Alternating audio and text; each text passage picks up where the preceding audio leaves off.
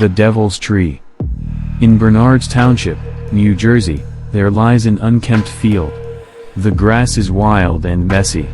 Aside from a housing development across the street, few souls are in sight. However, a sinister presence is said to haunt this land. If the legends are true, the desolate location may be a gateway to hell. Standing alone in the field is a 200-year-old oak that stretches into the sky, with branches that resemble the fingers of the dead. It's called the Devil's Tree.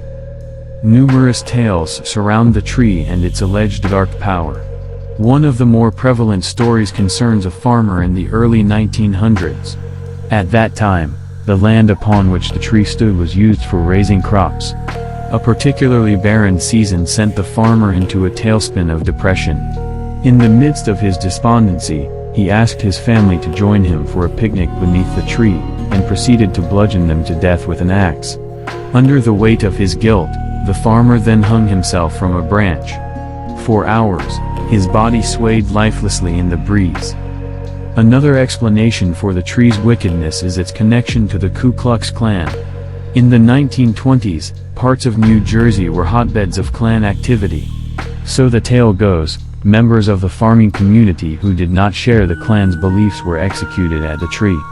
The leftmost branch, which hangs lower to the ground, is supposedly the hanging branch.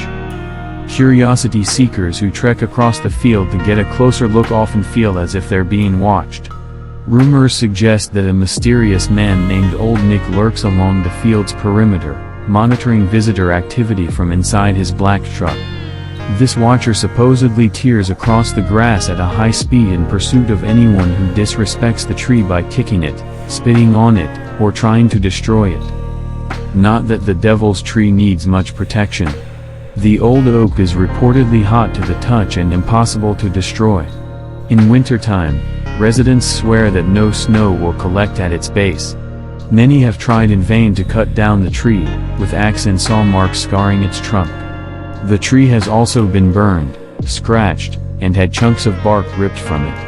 Such attacks led to Bernards Township wrapping the base of the tree in a chain-link fence to deter would-be vandals. Then there are the tree's rumored connections to the underworld. Spray-painted demonic symbols have been found on the tree's trunk.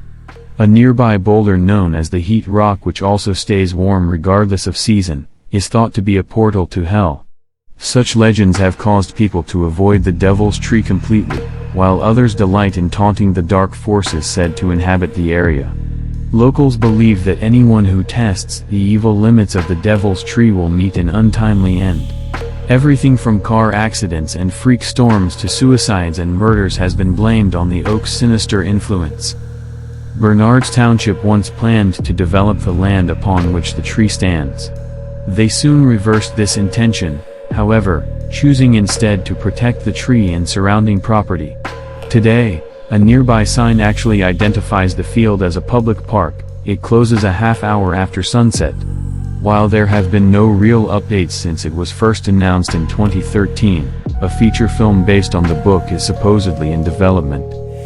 If you decide to brave the weeds and desolate landscape and find yourself peering up at the Devil's Tree, be careful. Even if you do not encounter the devil himself, the restless ghosts of the past may be waiting in the branches.